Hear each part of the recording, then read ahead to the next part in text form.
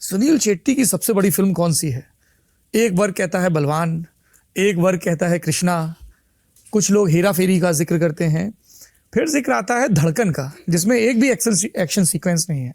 Meme बनाने वाले भी बहुत पूछते हैं सवाल, और एक सवाल तो आज तक पूछा जाता है कि देव रातों रात अमीर कैसे हो गया? आज तो बहुत इजी है, टेक वर्ल्ड में कुछ भी हो सकता है। हाँ। तभी भी हमने यही कहा था, आई थिंक इंटरनेट का जमाना तभी शुरू हुआ था। जी बिल्कुल नया तो एक्सप्लेनेशन हमने उसमें नहीं दिया, तो शायद धर्मेश ने यही सोचा होगा कि इंटरनेट से पैसे कमाया होगा देव ने, लेकिन कमाया तो था क्योंकि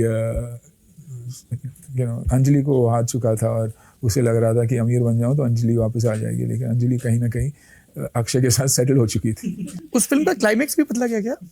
क्लाइमैक्स इनिशियली जो कहा गया था कि ये था कि देयर वाज, मेरा डेथ सीक्वेंस डेफिनेटली था, फिर लगा कि एंड में no, we need to make it a happier situation सभी के लिए, और इसलिए वो चेंज किया गया। लेकिन मुझे वो क्लाइमैक्स बहुत ज़्यादा पसंद था जिसमें देव आखिरी में मर जाता है। हाँ, देव आखिरी में उसकी धड़कनें रुक जाती है क्योंकि अंजलि कहती है कि मैं उसकी हो चुकी हूँ और I don't love you, not that I don't love you, I am becoming a mother.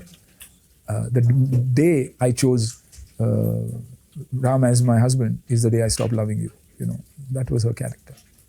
उसका एक सीन है जिसको लोग मिमिक वाले अलग ढंग से, माँ कैसी है देव, तो बोलता है माँ मर गई। माँ मर गई। और वो डायलॉग ऑफ कोर्स, मैं तुम्हें भूल जाऊँ ये हो नहीं सकता, और उसके तो 1500 वर्जन्स है। अंजलि का मैं अभी मुझे लगता है कि मैं ही मिमिक खुद का जैसे हाँ, जैसे लोग कहते हैं अंजलि मैं तुम्हें भूल जाऊँ तो कंफ्यूज हो जाते हैं, और मैंने कहा था अरे अंजलि मैं तुम्हें भूल जाऊँ ये हो नहीं सकता, लेकिन इतने वर्जन है और वो कन्विंस्ड है कि वो वही वर्जन राइट है। कभी कभी मुझे ऐसे लगता है कि वो शक्ति कपूर और मेरे में कंफ्यूज हो जाते हैं, क्योंकि शक्ति जी का भी एक डायलॉग है ना, ऐसे ही कुछ, तो ऐसे खींच के उन्होंने कोई कॉमेडी फिल्म में की थी, तो लोग कंफ्यूज होके अभी वैसे ही हो गया है। तो आपके पास कभी ये मीम पहुंचते हैं? बहुत सारे मीम पहुंचते हैं, हेरा फेरी, धड़कन, रेगुलर मीम्स पहुंचते हैं।